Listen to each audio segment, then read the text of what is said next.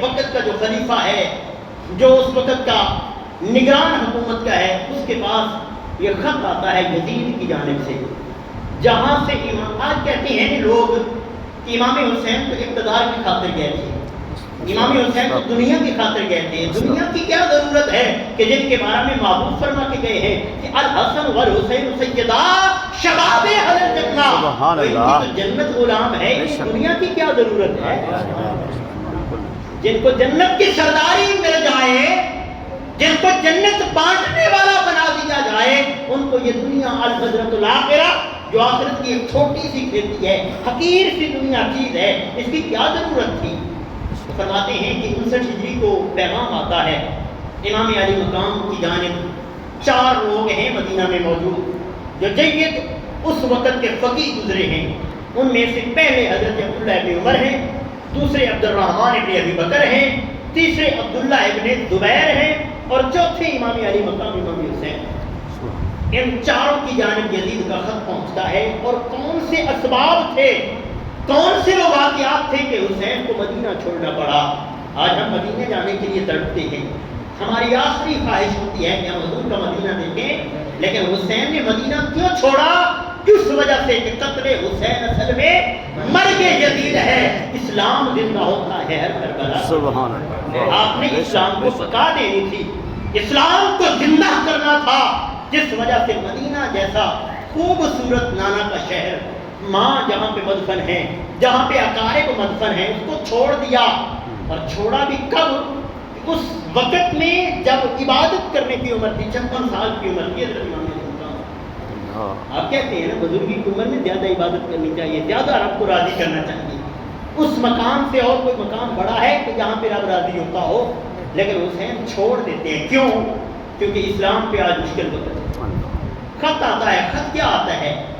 ولید ابن عقبہ اس وقت کے حاکم ہے، مروان بن حکم لے کے آتا ہے خط۔ آگے کیا کہتا ہے؟ آگے کہتا ہے اے ولید، یہ یزید کی طرف سے خط ہے کہ ان 4 لوگوں کی بیعت ان سے طلب کر، انہیں کہو کہ حضرت امیر معاویہ کا وصال ہو گیا ہے، فوت ہو گئے ہیں، اور اس کے بعد یزید میں جانشینی اختیار کرتے ہوئے حکومت کے امور کو سنبھال لیا ہے، لہذا میں بادشاہ وقت ہوں، میری بیعت میں اپنا خط ارسال کرو، میری بیعت کرو۔ یزید کے یہ کلمات امام علی مقام کو بلایا جاتا ہے، اور ان 4 جید علماء بزرگ جو ہیں حضرت امام علی مقام کے ساتھ، ان کو بھی بلایا جاتا ہے۔ باقی جو تھے وہ اپنا اس سے جان چھڑا کے مکہ چلے گئے تھے۔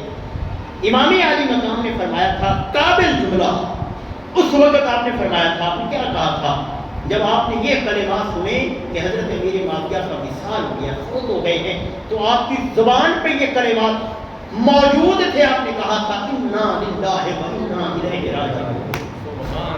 اور انا للہ کن کے لیے پڑھا جاتا ہے؟ اہل ایمان کے لیے پڑھا جاتا ہے، مومن بندوں کے لیے پڑھا جاتا ہے، اپنوں کے لیے پڑھا جاتا ہے، غیروں کے لیے کوئی نہیں پڑھتا۔ امام علی مقام نے انا للہ کے کلمات پڑھ کے بتا دیا کہ میرا کوئی معاملہ میرے معاملے کے خلاف نہیں تھا۔ جب اگلی سطریں آئیں، اگلی نوشتہ تحریر آئی کہ میں یزید تمہیں حکم دیتا ہوں کہ میرے ہاتھ پہ بیعت کرو، تو آپ نے فرمایا اے ولید بن عقبہ، تو چاہتا ہے کہ میں نبی کا نواسا ہوں، میں شریعت کو لے کے چلنے والا ہوں، میں شریعت کی تابعداری کرنے والا ہوں، میں اسلام کو زندہ کرنے والا ہوں۔ کیا تو چاہتا ہے کہ یزید جس کا کردار بد ہے، یزید جو ہر گندگی اپنے اندر سمائے ہوئے ہے، آج میرا ہاتھ اس کے ہاتھ میں آ جائے، یہ کبھی بھی ممکن نہیں۔ مروان بن حکم خسر خسر کرنے لگا کان میں۔ ولید کے کیا کہتا ہے؟ ولید میں تمہیں مشورہ دیتا ہوں کہ یہیں پہ امام علی مقام سے بیعت لے لو سختی کے ساتھ، اور ان کو یہیں پہ یا شہید کر دو۔ ولید آج موقع ہے، ورنہ حسین آپ کے قبضہ میں نہیں آئے گا۔ امام علی مقام نے یہ کلمات سنے، آپ نے فرمایا مروان بن حکم، تو چاہتا ہے میرے سر کو جدا کرے، اتنی طاقت تیری ماں نے تیرے اندر رکھی ہے، تو آ میرا حسین کا مقابلہ کر۔ لیکن آپ واپس چلے گئے، آپ نے اس وقت بیعت نہیں کی، آپ نے آ کے معاملات چلانا شروع کر دے، گھر کے اندر مشاورتیں ہوئیں۔ اب یہاں پہ مدینہ میں 2 سوچیں پیدا ہوئیں، 2 فکریں جنم لیں۔ ایک لوگ کیا ہیں، وہ کہتے ہیں حضور آپ ادھر نہ جائیں، وہ لوگ کمبخت ہیں جنہوں نے آپ کو خطوط لکھ کے کہا ہے کہ ہم آپ کے محبین میں ہیں، وہ لوگ وہی ہیں کہ جنہوں نے امام حسن کے ساتھ بھی جفا کی ہے، جنہوں نے امام حضرت مولا کائنات شیر خدا کے ساتھ بھی وفا نہیں کی، وہ تمہارے ساتھ وفا نہیں کریں گے۔ آپ نے فرمایا تمام حجت بھی کوئی چیز ہوتی ہے، اس کو پورا کرنے کے لیے میں ضرور ان کے خطوط کے جواب میں کوفہ کی سرزمین پہ پہنچوں گا، چونکہ انہوں نے لکھا تھا۔ علماء فرماتے ہیں، روایات میں آتا ہے، البدایہ والنہایہ کی روایت موجود ہے، آپ فرماتے ہیں کہ 1,80,000 کے قریب خطوط تھے جو مختلف جانوروں، اونٹوں پہ لاد کے حضرت امام علی مقام کی بارگاہ میں پہنچائے گئے تھے۔ اے حسین، آج ہم پہ مشکل وقت ہے، یزید برسر اقتدار آ گیا ہے، یزید حکومت کا گماشتہ ہے، آج یزید قائم حکومت کر کے بیٹھا ہے، ہمیں بیعت کا کہتا ہے، ہم بیعت نہیں کرنا چاہتے۔ یزید کا کردار ہمارے سامنے ہے، ہر برائی اس کے اندر ہے، ہم چاہتے ہیں ہم حسین ابن علی کے ہاتھ میں ہاتھ دیں۔ سبحان اللہ۔ یہ کنہوں نے کہا تھا؟ یہ اہل کوفہ نے کہا تھا، جن کے بارے میں روایات میں آتا ہے کوفی لا یوفی، کہ کوفی کبھی وفا نہیں کرنے والے ہوتے۔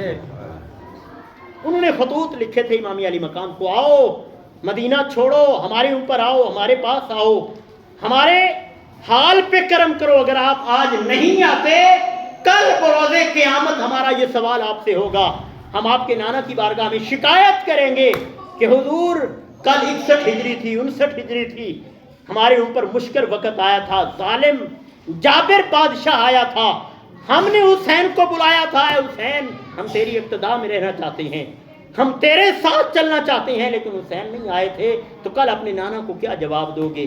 امام علی مقام نے تیاری شروع کر دی۔ آخری مراحل میں باتیں کرتے ہیں کہ امام علی مقام نے جب وہ معاملات اپنے امور خانہ میں اندر سے باتیں کی، صحابہ میں 2 گروہ تقسیم ہو گئے۔ ایک وہ تھے جو کہتے تھے ٹھیک ہے امام علی مقام آپ چلیں، ہم آپ کے ساتھ ہیں۔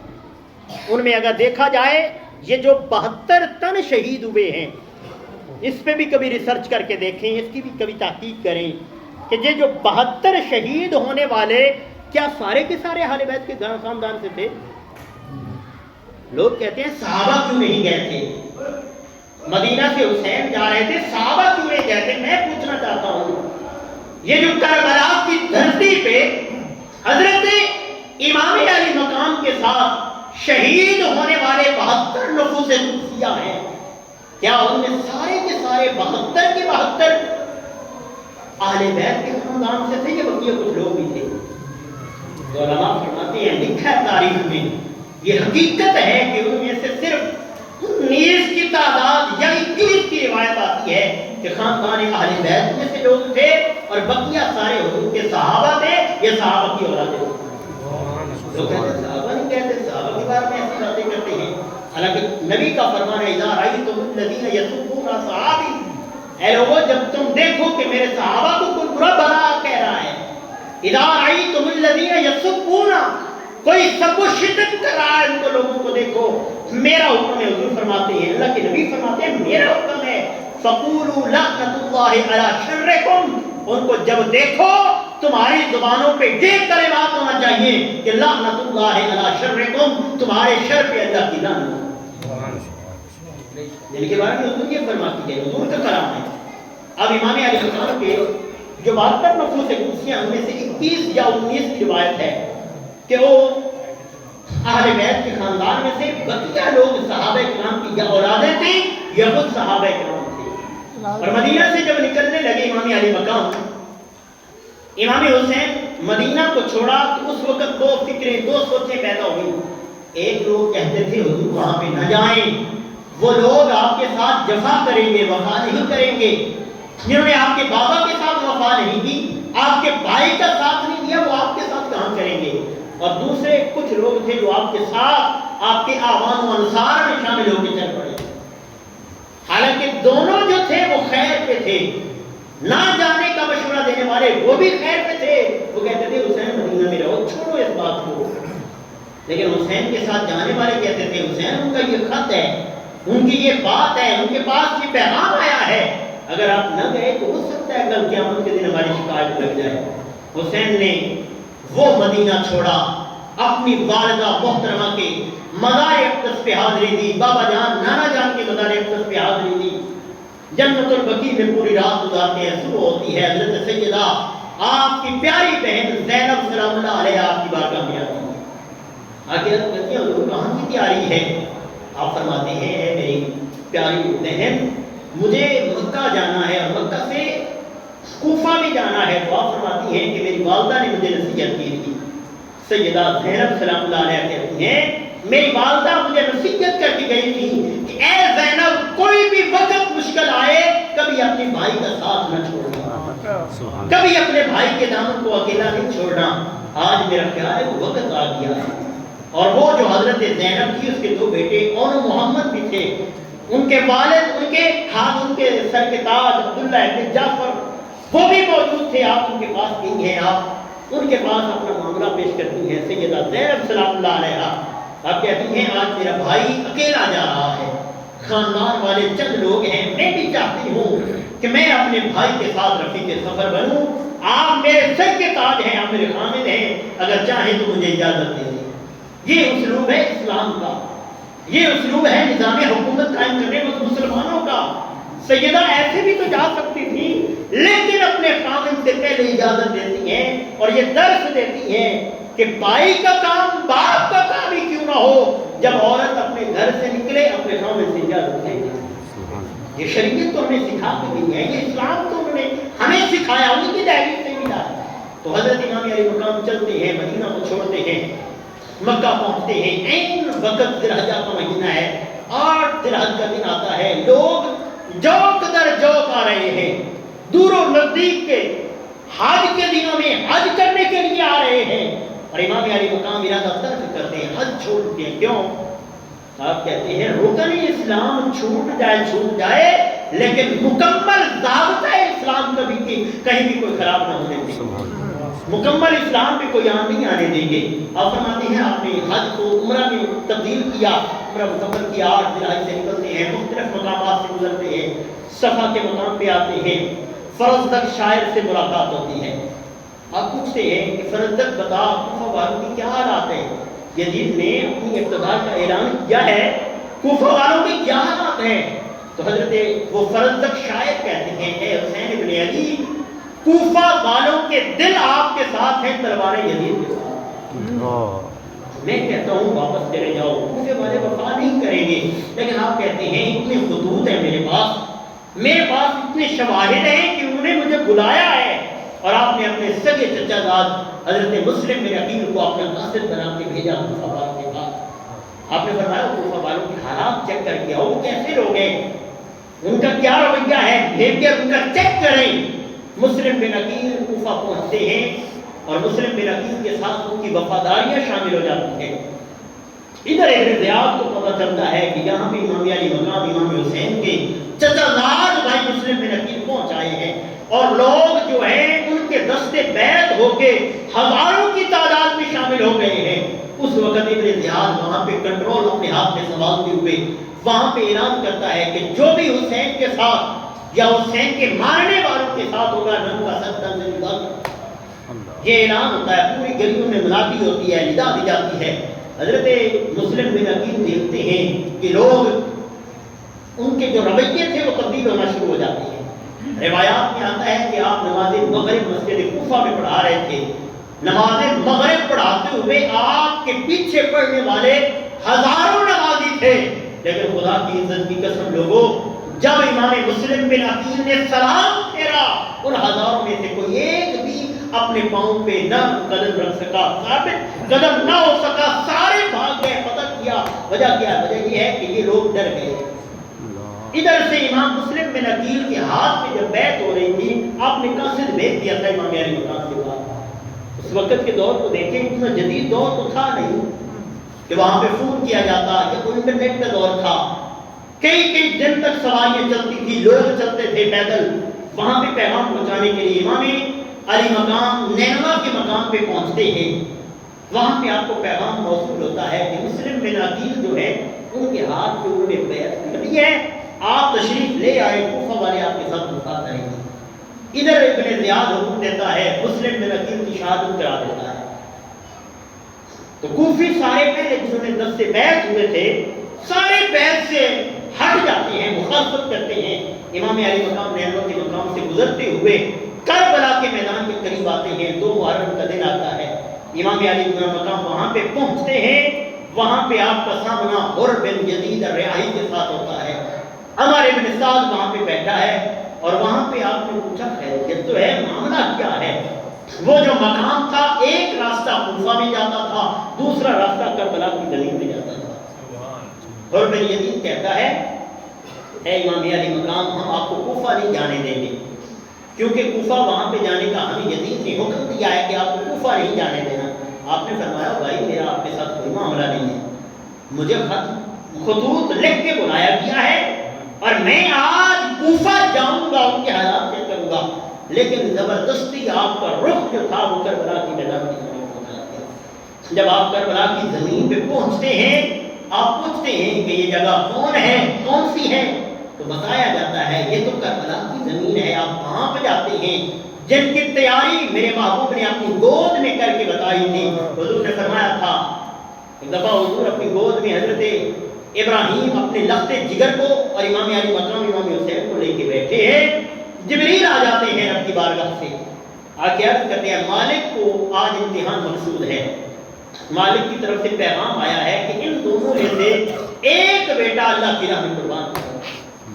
حضرت امام علی مقام کی چھوٹی عمر ہے، ابراہیم بھی چھوٹے ہیں، حضرت ماریہ کی نتیجہ امہات المؤمنین میں ہے، ان کے بدن سے حضرت ابراہیم پیدا ہوتے ہیں۔ تو حضور نبی کریم علیہ السلام کے الفاظ موجود ہیں روایات میں، فرماتے ہیں کہ اگر میں یہاں پہ حسین کو قربان کرتا ہوں تو اکیلا میرا دل نہیں دکھے گا، میری پیاری لخت جگر بطول زہرا کی بھی دل دکھے گا، حضرت امام حسن کا بھی دل دکھے گا، حضرت امام علی مقام امام شیر خدا کا بھی دل دکھے گا۔ میں یہ نہیں چاہتا کہ میں حسین قربان کر کے اس پورے خاندان کو سوگوار کروں، کیوں نہ ہو کہ میں اپنا سگا بیٹا اس کی راہ پہ قربان کر دیتا ہوں، یہ دکھ میں خود سہ لوں گا لیکن اپنے خاندان کو نہیں آنے دیتا۔ روایات میں آتا ہے کہ حضور نبی کریم علیہ السلام کے پاس آپ کی چچی ام فضل آتی ہے، آپ سے کہتی ہیں کہ یا رسول اللہ نے خواب دیکھا ہے اور خواب بڑا ڈرانا ہے، میں دیکھتی ہوں کہ آپ کے جسم سے کوئی چیز نکلی ہے اور میرے آنگن میں آ گئی ہے۔ تو آپ کے اس بات سے مسکرا پڑے، آپ نے فرمایا یہ کوئی غلط خواب نہیں ہے، بلکہ اللہ پاک ہمیں نواسا عطا کرے گا جس کی پرورش تیرے دل میں ہوگی۔ حضرت امام علی مقام کی پرورش حضرت ام فضل نے کی۔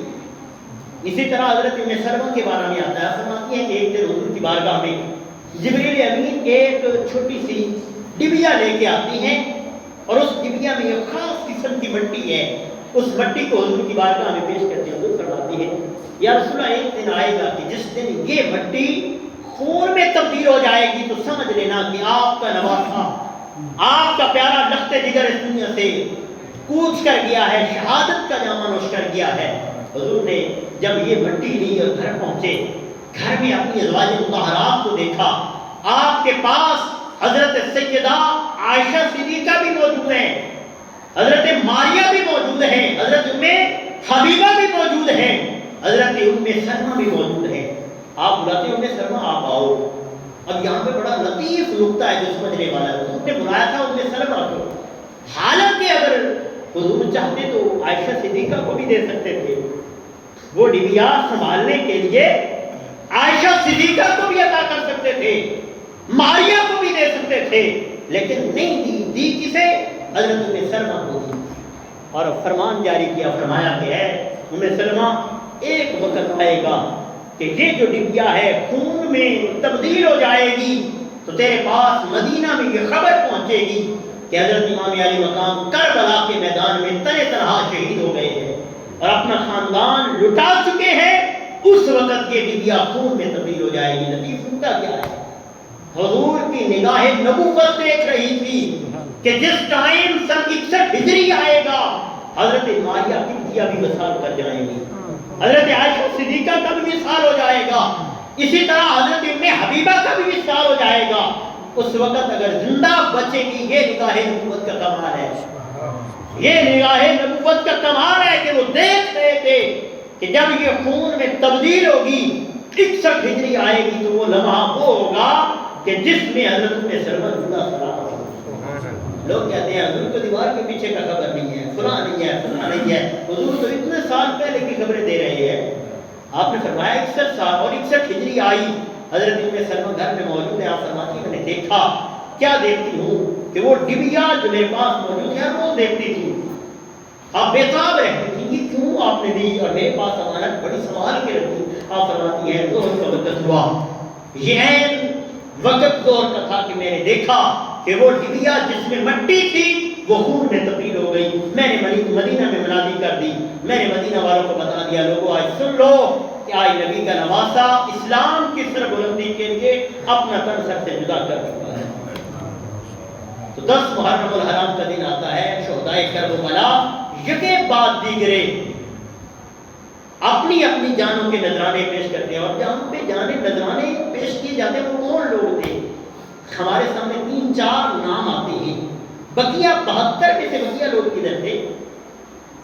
72 تر شہید ہوئے ہیں نا، 3-4 نام ہیں۔ امام علی مقام کا نام ہے، حضرت علی اکبر کا نام ہے، امام قاسم کا نام ہے، یا غازی عباس کا نام ہے۔ یہ 3-4 نام ہمارے سامنے زیادہ پیش کیے جاتے ہیں، لیکن وہاں 72 شہید ہوئے۔ میں آپ کو بتاتا ہوں حضرت علی کی اولاد میں سے 9 بیٹے میدان کربلا میں شہید ہوئے تھے، اور وہ کون تھے؟ ان کے نام کیا تھے اور کن کے بطن سے تھے؟ کہ حضرت ابو بکر صدیق، حضرت مولا کائنات شیر خدا کا نکاح ام البنین حضرت فاطمہ بنت حزم کے ساتھ ہوا تھا۔ سیدہ زہرا کی زندگی میں، سیدہ زہرا کی زندگی کے بعد آپ کی جب نکاح اب معمول تھا کہ حضور نے فرمایا تھا میری بیٹی کی زندگی میں اے علی تو کہیں نکاح نہیں کرے گا۔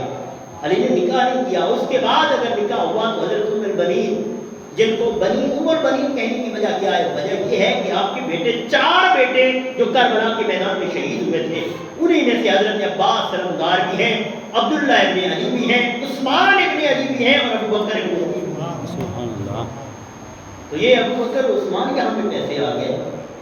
اگر ان کے بقول وہ جو معاملات بتاتے ہیں، علی کے گھر میں ابو بکر عثمان کہاں سے آ گئے، عمر کہاں سے آ گئے؟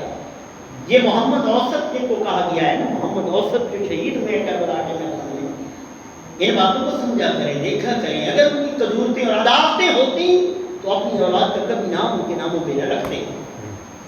آج ہمارے سامنے ہمارا کوئی دشمن ہو، ہمارے گھر میں بیٹا پیدا ہو، تو کون ہے ایسا سخی کہ اپنے دشمن کے نام پہ نام رکھے؟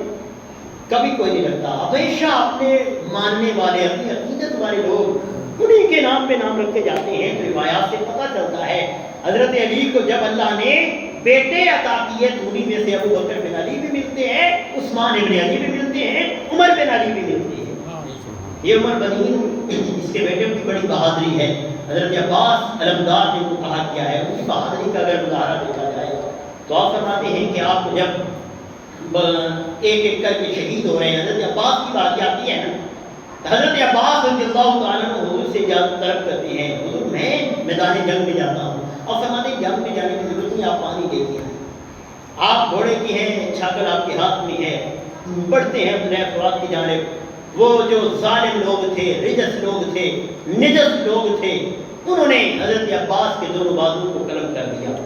دونوں بازو قلم ہیں، اس کے بعد بھی جوان کتنے بہادر ہیں کہ آنکھوں پہ سسکیاں نہیں ہیں، آپ واویلا نہیں بجا رہے، آپ رو پیٹ نہیں رہے ہیں، بلکہ آپ اپنے گھوڑے کو ایڑی لگاتے ہیں، قدموں پہ، پاؤں پہ آپ کے ایک تیر لگا ہوا ہے۔ امام علی مقام کی بارگاہ میں آتے ہیں اور کیا کہتے ہیں حضور میرا یہ تیر نکال دیں، یہ مجھے بہت آڑے آ رہا ہے، اور ساتھ میں یہ پیغام دیتے ہیں۔ آپ فرماتے ہیں کہ میری ماں کو جب پیغام ملے، ام البنین کو جب پیغام ملے، تم نے بتانا کہ جو عباس اپنے بازو تن سے جدا کرا کے جوان مردی کے ساتھ لڑ رہا تھا، وہ تیر اس لیے نکلوانے آیا کہ اس کے ہاتھ سلامت نہیں، ورنہ اپنے ہاتھوں کے ساتھ ان کا مقابلہ کرتا وہ بھی شہید ہو جاتی۔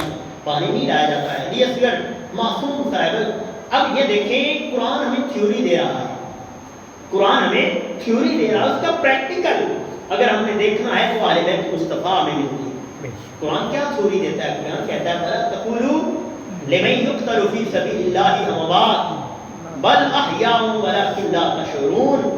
اور وہ جو اللہ کی راہ میں شہید ہو جائیں، جو قتل ہو جائیں، ان کو مردہ نہ کہو، بل احیاء، بلکہ وہ زندہ۔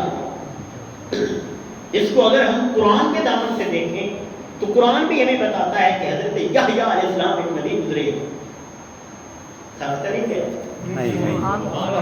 حضرت یحییٰ علیہ السلام نبی گزرے ہیں کہ جن کے بارے میں آتا ہے کہ آپ تورات اور زبور کے وارث تھے، آپ کے پاس تورات اور زبور آئی تھی، آپ اسی کے مطابق نفاذ شریعت کرنے والے تھے۔ حضرت یحییٰ علیہ السلام کے پاس ایک فتویٰ آتا ہے، بادشاہ ایک وقت فتویٰ دیتا ہے، وہ کہتا ہے میں اپنی بھتیجے سے نکاح کرنا چاہتا ہوں، آپ مجھے فتویٰ دیں کہ یہ جائز ہے، آپ فرماتے ہیں یہ جائز نہیں ہے۔ یہ زور باطل کی طرف سے اسی طرح حق والوں پہ آتے ہیں کہ آپ فرمائیں یہ معاملہ کر دیں، ہمارے لیے شریعت کو بدل دیں، ہم نہیں بدلنا چاہتے۔ آج تک طاقت والوں کا یہ معیار ہے، جن کے پاس طاقت ہوتی ہے وہ یہی کرتے ہیں، وہ کہتے ہیں شریعت ہماری مرضی کے مطابق ہو، ہم اس کے مرضی کے مطابق نہیں ہوتے۔ بادشاہ نے جب یہ کہا تو حضرت یحییٰ علیہ السلام نے فرمایا کہ یہ کبھی بھی ممکن نہیں ہے کہ میں اللہ کی حرام کردہ چیزوں کو حلال ٹھہراؤں اور حلال کردہ چیزوں کو حرام ٹھہراؤں۔ تو بادشاہ نے کہا یہ کیسے ممکن ہے، میں تیری گردن جو ہے تن سے جدا کرا دوں گا۔ حضرت یحییٰ کہتے ہیں کوئی فکر نہیں ہے، میرا تن سے سر جدا ہو جائے لیکن میں اپنے نظام اپنے دین پہ کبھی کوئی بھی آنچ نہیں آنے دوں گا۔ اس وقت کے بادشاہ نے حضرت یحییٰ کا سر تن سے جدا کیا۔ دوسری روایت میں آتا ہے کہ جس عورت سے آپ نے نکاح کرنا تھا اس عورت کی ڈیمانڈ تھی کہ وہ حلال اس مسئلے کو حلال کرے، وہ عشق اور معشوقی کا مسئلہ تھا بادشاہ کا۔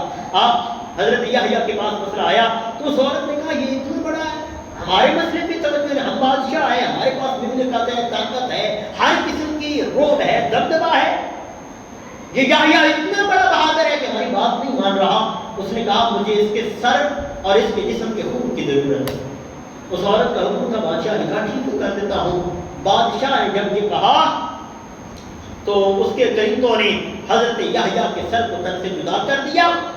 تن ایک سائڈ پہ تھال میں حضرت یحییٰ کا سر، قرآن کے دامن میں یہ الفاظ موجود ہے، میں اس کا مفہوم بتا رہا ہوں کہ حضرت یحییٰ کا سر مبارک تھال میں رکھا ہے اور ایک چھاگل میں آپ کو خون لے کے حضرت یحییٰ کا یہ سارا معاملہ وہ بادشاہ کے پاس آتے ہیں۔ بادشاہ اپنی کرسی پہ بڑے فخر اور غرور کے ساتھ بیٹھا ہے اور ہاتھ میں چھڑی لے کے آپ حضرت یحییٰ کا جب سر مبارک سامنے آتا ہے چھڑی مارتا ہے آپ کے منہ پہ اور کہتا ہے اے یحییٰ تو میرے لیے شریعت کو نہیں بدل رہا تھا، اب میرے لیے بول کے دکھا۔ تو رب کی عزت کی قسم قرآن گواہ ہے، حضرت یحییٰ کی زبان سے جس کلمات سر تن سے جدا تھا، ایک سر سے اور منہ سے الفاظ نکل رہے تھے، اے بادشاہ تیرے پاس طاقت تھی، تو نے میرا سر جدا کر دیا، لیکن میرے رب کے پاس طاقت ہے اور بل احیاء، مرنے کے بعد جو زندہ ہوتے ہیں اس کی عملی تعبیر ہے کہ کیا کہ حضرت یحییٰ نے کہا میں کبھی بھی باطل کے ساتھ نہیں ہلوں گا، میں حق کا ہمیشہ علم رہوں گا۔ سبحان اللہ، سبحان اللہ۔ یہ یحییٰ کا واقعہ قرآن میں موجود ہے۔ آؤ کربلا کے میدان پہ پہنچتے ہیں، وہاں پہ کس طرح عملی تعبیر بتائی امام علی مقام نے، عملی تفسیر قرآن کی جو تھیوری ہمارے سامنے آ رہی تھی، وَلَا تَقُولُوا لِمَن يُقْتَلُ فِي سَبِيلِ اللَّهِ أَمْوَاتٌ، کہ اللہ کی راہ میں کرنے والے شہید زندہ ہوتے ہیں، قتل ہونے والے زندہ ہوتے ہیں، بل احیاء، بلکہ وہ زندہ ہے، وَلَٰكِن لَا تَشْعُرُونَ، تمہارے پاس تو شعور ہی نہیں ہے، عقل ہی نہیں ہے۔ امام علی مقام کے پاس اس تفسیر کو اگر دیکھا جائے تو کیا ہے کہ اللہ فرماتا ہے وَلَنَبْلُوَنَّكُمْ بِشَيْءٍ مِّنَ الْخَوْفِ، اللہ فرماتا ہے میں تمہیں آزماؤں گا، میں ابتلا میں ڈالوں گا، آزمائشیں میری آئیں گی، کس چیز کے ذریعے؟ وَلَنَبْلُوَنَّكُمْ بِشَيْءٍ مِّنَ الْخَوْفِ، میں تمہیں خوف دوں گا دشمن کا، میں تمہیں آزماؤں گا، اگر تم ثابت قدم رہے تو تمہاری اور ہماری یاری سلامت رہے گی، اگر ثابت قدم نہ رہے ہماری یاری کا کوئی فائدہ نہیں ہے۔ اللہ کا حکم ہے کہ نقص من الاموال، میں مالوں کی کمی بھی کروں گا، والانفس، میں تمہاری جانیں بھی لوں گا، والثمرات، میں تمہیں پھلوں کے ذریعے آزماؤں گا۔ لوگوں اگر تم ان میں ثابت قدم رہ گئے تو واقعی تم اس چیز کے قابل ہو کہ تم میرے ساتھ تعلق قائم کیے ہوئے ہو۔ آؤ کربلا کے میدان میں خوف نہیں دیا گیا حسین کو، ڈرایا دھمکایا نہیں گیا حسین کو، اللہ فرماتا ہے کہ میں تمہیں خوف دوں گا۔ سب سے بڑھ کر اگر تاریخ اسلامی میں دیکھا جائے حسین پہ خوف طاری تھا، کیا حسین پہ خوف دیا گیا؟ ایک سائیڈ پہ 82 نفوس قدسیہ ہیں اور ایک سائیڈ پہ 22,000 کا لشکر ہے. یہ خوف نہیں ہے؟ اتنی بڑی تعداد ظالموں کی ہے. لیکن امام علی مقام فرماتے ہیں ہم خوف رکھنے والے نہیں ہیں, ہم تو قرآن کو پریکٹیکل میں ڈھالنے والے ہیں, ہم اس تھیوری کو ثابت کرنے والے ہیں. ہم پہ جتنے خوف لاؤ ہم ہر آنے والے خوف کے بادل کو ختم کر کے ملیا بیٹھ کے رکھ دیں گے. اور رکھ کے دکھا دیا کہ امام علی مقام نے کوئی خوف نہیں کیا. 72 تن 22,000 کے مقابلہ میں قربان کر دیے اور فرمایا کہ یہ نہیں ہو سکتا, حسین آپ یزید کے ہاتھ میں چلا. سبحان اللہ. وَنَقْصٍ مِّنَ الْأَمْوَالِ, میں مالوں میں کمی کروں گا. اور دیکھیں امام علی مقام کتنے دنوں سے مدینہ چھوڑ کے آئے ہیں, مکہ گئے ہیں.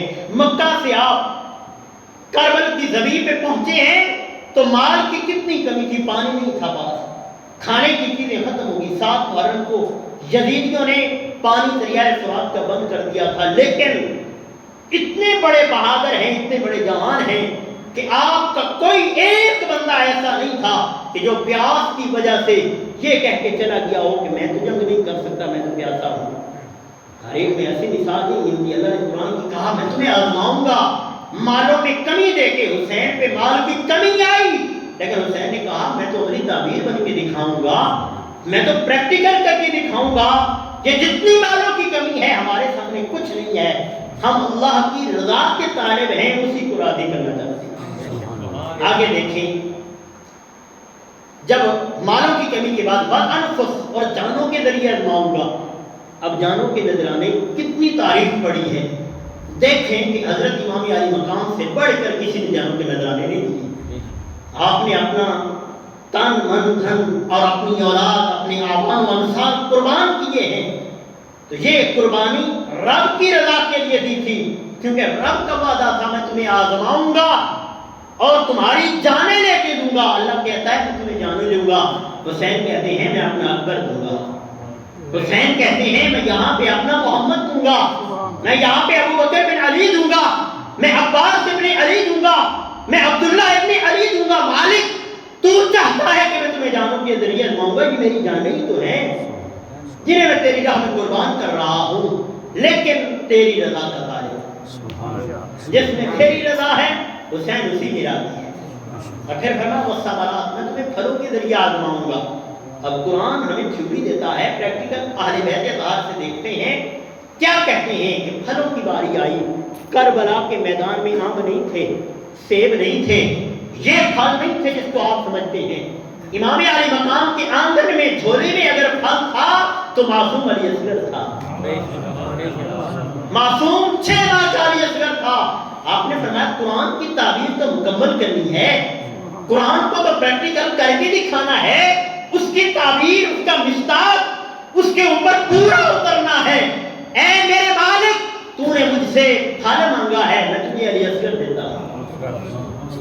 یہ وہ پھول تھے جو آپ نے یک کے بعد دیگرے, ایک کے بعد دوسرا قربان کیا, حتیٰ کہ وہ وقت آیا کہ امام علی مقام خود اللہ کے حضور اپنا نذرانہ جان کا پیش کرتے ہیں. اور ظالموں نے کیا کیا کہ آپ کے سر مبارک کی توہین کی گئی, آپ کے خاندان والوں کی توہین کی گئی. یہ کربلا کا منظر ہے, یہ کربلا کا سبق ہے. تو یہ پورا اگر میں نے جو اپنا موضوع بنایا تھا حیات امام علی مقام, اس کو لے کے کربلا تک پہنچے تو آپ ایک عملی تعبیر تھے, حقیقی تفسیر تھے قرآن کی, کہ قرآن کہتا ہے کنتم خیر امہ, اے لوگوں میں نے تمہیں بہترین امت بنا کے بھیجا ہے. بہترین امت تو اور میں بن سکتے ہیں, اصلا نہیں کہیں میں نہیں بن سکتے. ہم سے تو اعلیٰ ہیں, افضل ہیں, معمر ہیں. ان کی شانیں کیا ہے کہ وہ سب سے بڑھ کر قرآن کے مطابق عمل کرنے والے اور کنتم خیر امہ کا مصداق کرنے والے. اخرجت للناس, لوگوں کے لیے تمہیں نکالا ہے. تأمرون بالمعروف, بھلائی کا حکم دو, وتنہون عن المنکر, اور برائی سے روکتے رہو. بھلائی جہاں جہاں پہ خاندان اہل بیت کو نظر آئی آپ نے وہ بھلائی کا ساتھ دیا.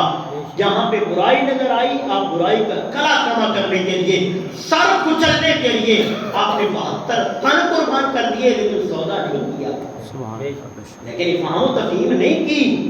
تو یہ وہ خاندان ہے کہ جس خاندان کی قربانیاں ہیں. جس خاندان کی اتنی عظمتیں اور شانیں ہیں کہ میرا محبوب فرماتا ہے، انہوں نے فرمایا کہ ایک بندہ، آخری حدیث پیش کرتا ہوں، ایک وہ بندہ کہ جو ساری زندگی نمازیں پڑھتا ہے. نمازیں 487 کی جامع مسجد ابراہیم کی نہیں ہیں، جھنگ کی نہیں ہے، باہو سلطان کی نہیں ہے، بلکہ وہ نمازیں خانہ کعبہ کی دہلیز پہ پڑھتا ہے. اور خانہ کعبہ کی دہلیز بھی جہاں پہ حجر اسود ہے اسی کے قریب کھڑے ہو کے ساری زندگی 50 سال گزارے، 60 سال گزارے، 30 سال گزارے، نمازیں پڑھتا ہے، اور ایک بھی لاکھ بدلے میں ملتی ہے. وہ جو جگہ ہے خانہ کعبہ میں، ایک نماز بندہ پڑھے 1,00,000 نماز کا ثواب ہوتا ہے. میرے باپو نے فرمایا وہ وہاں پہ نماز پڑھے اور ساری زندگی وسامہ روزے رکھتا رہے، ساری زندگی آپ شب بیدار ہو، تہجد گزار ہو، اور جگہ بھی کون سی ہے؟ خانہ کعبہ کے وسط میں، دل میں کھڑا ہو کے پڑھے اور فرمایا واہ واہ مبغضن، لیکن اس کے دل میں اہل بیت کی قدورت ہو، اس کے دل میں نبی کریم علیہ السلام کی آل کا محبت نہ ہو، آل کا پیار نہ ہو، بلکہ دشمنی ہو، فقط دخل النار. میرے محبوب فرماتے ہیں وہ لعنتی ہے، وہ بدبخت ہے. اس کی نمازیں، اس کے روزے، اس کے حج، اس کے زکات، سارے اعمال اس کے منہ پہ دے ماریں گے اور کہیں گے فقط دخل النار. اے مبغض اہل بیت، اے اہل بیت سے بغض رکھنے والے، ہمیں تیری نمازوں کی ضرورت ہے. خانہ کعبہ کی نمازیں بھی دھتکار دی جائیں گی، خانہ کعبہ کے روزے بھی دھتکار دیے جائیں گے، خانہ کعبہ کی راتوں کی شب بیداری وہ بھی دھتکار دی جائے گی. کیوں؟ فہو مبغض، کہ وہ اہل بیت کے ساتھ بغض رکھنے والا ہے. یہ حدیث آپ نے سنی ہے، میں نے سنی ہے، میں نے پڑھی ہے، جنہوں نے روایت کی ہے انہوں نے محبوب کی زبان سے سنی. آج ہم اس پہ عمل کرتے ہیں. ہم چاہتے ہیں کہ یا اللہ ہمیں ان لوگوں میں شمار نہ کرنا کہ جو بغض اہل بیت میں زندگی گزارتے ہیں، محبین کا دعویٰ کرتے ہیں. تو وہ لوگ، وہ صحابہ جنہوں نے میرے محبوب سے یہ کلام سنا تھا، کیا وہ اس کے درجہ عدم عمل کرنے والے نہیں ہوں گے؟ بڑھ کر عمل کرنے والے نہیں ہوں گے؟ سب سے بڑا مصداق اور اس حدیث کو ماننے والے حضور کے صحابہ. آج ہم کہتے ہیں ہم اہل بیت پاک کی محبت میں، حضور کے گھر والوں کی پیار میں اپنا شب و روز گزارتے ہیں. تو حضور کا فرمان ہے اتنی بڑھیا اہم جگہ پہ نمازیں، اہم جگہ کے روزے، اہم جگہ کی شب بیداریاں، اہم جگہ کے حج، زکاتیں، صدقات نافلہ، صدقات و خیرات، سارے دھتکار کے اللہ فرمائے گا فقط دخل النار. میرے محبوب اسے جہنم میں داخل کر دو، اسے مجھے کوئی ضرورت نہیں ہے. سبحان اللہ. اب کہتا ہے اگر نمازیں قبول کروانی ہے تو حسنین کریمین سے پیار قبول کرنا پڑے گا. سبحان اللہ. اگر روزے قبول کروانے ہیں تو دل میں اہل بیت اطہار کی محبت پیدا کرنی پڑے گی، ورنہ نہیں ہوگی. تو صاحبان دی وقار، اللہ تعالیٰ کی بارگاہ میں دعا ہے. علامہ اقبال نے کہا تھا ستی زکار رہا ہے ازل سے تا امروز، چراغ مستقبی شرار بولہبی سے. بولہبی شرار یزید بن کے آیا تھا اور اس شرارے کو، اس شر کو ختم کرنے کے لیے چراغ مستقبی بن کے میرا حسین ہے. سبحان اللہ. آپ نے فرمایا تھا تا امروز، آج کے دن تک کئی شرارے بولہبی آئیں گے، ان کا کلا کم کرنے کے لیے اللہ پاک چراغ مستقبی بنا کے بھیجتا ہے. سبحان اللہ. اللہ کی بارگاہ میں دعا ہے کہ اللہ پاک ہمیں علم و عمل کی توفیق عطا فرمائے. اللہ تعالیٰ حسنین کریمین کا صدقہ یوم عاشور آج 10 محرم کا دن ہے، انہی کی سیرت، انہی کی صورت پہ مر مٹنے کی توفیق عطا فرمائے.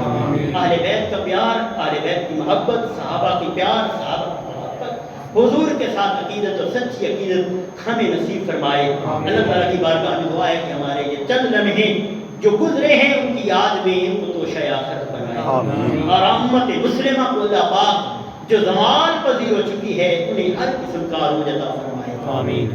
میں آخر پہ بات کروں گا کہ اگر دیکھیں کہ اس وقت تو کربلا میں حسین گئے تھے، اتنا بڑا فاسٹ دور نہیں تھا، اتنی تیزی نہیں تھی جتنی آج اس دور میں جدت آ چکی ہے. حسین کے ساتھ لوگ نہیں گئے، حسین کا مشن بھی علیحدہ تھا. حسین جنگ کرنے کے لیے نہیں، اقتدار کے لیے نہیں گئے تھے، اسلام کو بچانے کے لیے گئے بے تھے. شک بے شک. یہی بات ہے نا. وہاں پہ یہ ارادہ ہوگا، میں خدا کی عزت کی قسم کھا کے کہتا ہوں کہ حسین مدینہ سے یہ کہہ کے اگر نکلتے، ہزاروں نہیں لاکھوں صحابہ اپنی جانیں پیش کر دیتے کہ میں تو جنگ کرنے کے لیے جا رہا ہوں، یہ نہیں ہوئی۔ یہ بات ہوئی کہ کوفی بلا رہے ہیں، ان کی بات پہ جانا ہے۔ تو میں کہتا ہوں وہ دور تو اتنا پتہ بھی نہیں ہوتا تھا، مدینہ والوں کے پاس بھی کئی دن تک خبریں نہیں آتی تھی۔ آج یہ دور کتنا جدت پسند ہے، کتنی ٹیکنالوجی، کتنی جدیدیت آ چکی ہے۔ آج فلسطین پہ کربلا نہیں قائم ہے، آج غزہ کی پٹی پہ کربلا ثانی قائم نہیں ہے، کہ جہاں پہ وہ لوگ اپنی جان، اپنا مال، اپنا سب کچھ قربان کر رہے ہیں اور ہم امت مسلمہ ہیں کہ خواب خرگوش میں سوئے ہوئے ہیں۔ تو کسی نے کہا تھا ہر دور کے یزید کی محفل میں بیٹھ کر، ہر دور کے یزید کی محفل میں بیٹھ کر دیتے ہیں لوگ گالیاں گزرے یزید کو۔ اس یزید کو تو سب گالیاں دے رہے ہیں۔ اج دے جڑا یزید ہے، حسینی فکر دے جڑا مخالف ہے، وہ کمال نہیں ہو لوگ۔ اور دوسری گل انہوں نے غیرت تے حمیت تے دیکھو، اج پل پل دی خبر سوشل میڈیا تے آ رہی ہے کہ انہوں نے بچے، انہوں نے بچیاں، انہوں نے بوڑھے، انہوں نے گھر، انہوں نے ہسپتال، انہوں نے سکول، انہوں نے کالج زمین بوس کر دیتے گئے، ملیا بیٹ کر دیتے گئے، لیکن کدائیں آہو فغاں نہیں سنی، کدائیں کوئی ایسی پٹھیا نہیں سنیا کہ انہوں اپنی عورتوں باہر نکل کے کوئی ماتم کیتا ہوگا۔ جڑے آج کے فلسطینی ماتم نہیں کریں دے پے، کل کربلا میں حسین نے مننا لے کر یار 14 صدیاں گزر گئی ہیں، ہوں تو چاہیے ہی وہ اپنے اتنے ٹولے بنی دے، لیکن جڑے زندہ ہیں یہ کل پرسوں کی خبر آئی ہوئی ہے CNN نیوز تے میں خود پڑھیے ویکھیے کہ ایک بچہ معصوم پیدا ہویا ہے، اللہ پاک نے انہاں دی رگاں دے وچ جرأت تے بہادری رکھی ہے کہ بچہ پیدا ہویا ہے، او دے چہرے دے تے مسکراہٹ آئی، وہ مسکرا رہا ہے، حالانکہ انہوں نے اندر، انہوں نے گھر دے وچ، انہوں نے ہسپتالاں دے وچ کئی بچے شہید ہو رہے ہیں بھوک دی کمی دی وجہ سے، کھانے دی کمی دی وجہ سے۔ انہوں نے جسم، انہوں نے دھڑ چھاتیاں دے نال مل گئے نے، لیکن انہوں آج تک اسلام نہیں چھوڑیا، کفر دے نال نہیں ملے۔ اتنی بڑی طاقتاں، سپر پاور امریکہ ہوئے، اسرائیل ہوئے، جتنے لوگ ہوئے، لیکن انہوں آج تک بازی نہیں ہاری۔ کیوں نہیں ہاری؟ کیونکہ حسین دا مشن اصل تو نہ دے حسین ہی رہ گئے، اسے ساڑھے کو کتنا، ساڑھے کو تو بیان نہیں جاری ہو سکیا، ایک کھوکھلی محبت کا اظہار نہیں کیتا جا سکیا۔ کل ایران کے مسئلہ آیا ہے، ایران کے نال جنگ ہوئی ہے، سارے حکمران کتنے ہیں؟ خدا کی عزت کی قسم، امت مسلمہ کو اتحاد کی ضرورت ہے، اور مسلمان حضور نے فرمایا جسم واحد ایمان دے، کل جسم واحد ایک شرط دے وچ اگر مسلمان کو کانٹا چبھے تو غرب رہن والے مسلمان کو تکلیف ہونی چاہیے، لیکن آج کی ہو گئی ہے؟ یہ وجہ کیا ہے؟ کہ کیوں ایسے معاملات ہو رہے ہیں؟ صرف اسلام تو دوری ہے، قرآن تو دوری ہے، نبی کے فرمان تو دوری ہے، جہاد دی تبلیغ دی ضرورت ہے کہ اللہ کے اللہ کے رسول کے حکم کی تابعداری نہیں ہوئی۔ میں آج دے دن شب یوم عاشور کا صدقہ اس مالک کی بارگاہ کی طلب کرے سب کہ مالک آج حسینی فکر و سلامتی عطا فرما۔ آج کوئی تو ہوئے جڑا حسین کا نام لیوا ہو کے وہ دے زندگی کو فالو کر کے، زندگی بسر کر کے انہوں کا مقابلہ کر سکے، تاکہ یہ جڑی کربلا ثانی پپا ہے انہوں کا کوئی پرسان حال ہو سکے۔ اللہ دی بارگاہ دعا ہے اللہ پاک انہوں نے استقامت نصیب فرماوے، ساری دینی اور غیرت، اسلامی حمیت اور سانو حکمران اسلامی غیرت پر عطا فرماوے۔ وآخر دعوانا ان الحمدللہ رب العالمین۔ میں نے تو دل جلا کے سر عام رکھ دیا، میں نے تو دل جلا کے سر عام رکھ دیا، اب جس کے جی میں آئے وہی پائے روشنی، وما علینا